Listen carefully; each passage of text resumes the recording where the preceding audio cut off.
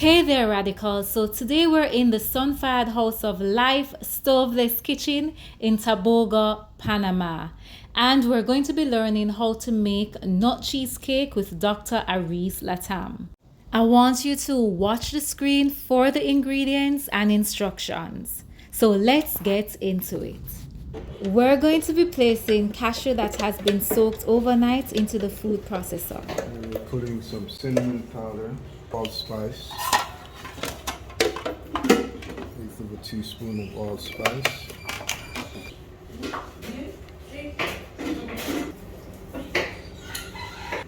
a teaspoon of cinnamon. You can go ahead and grind that down.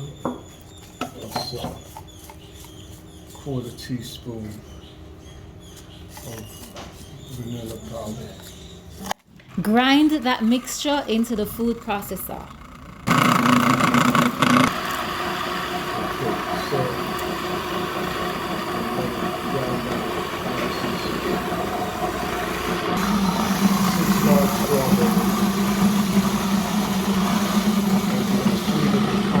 Hydrated pineapple. This is your sweetener. So this was 1 pineapple, right? So you want it well sweet, right? Okay, so 2 cups of pineapple. Grind it some more until it's smooth.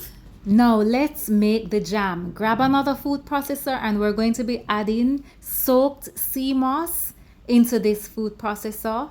Then we're going to be grinding it.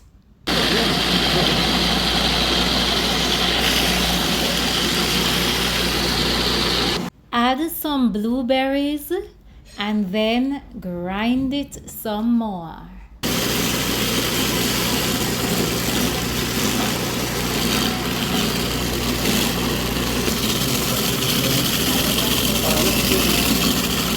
We're going to go for the smooth cashew mix that we had done earlier, and we're going to place it into our container of choice.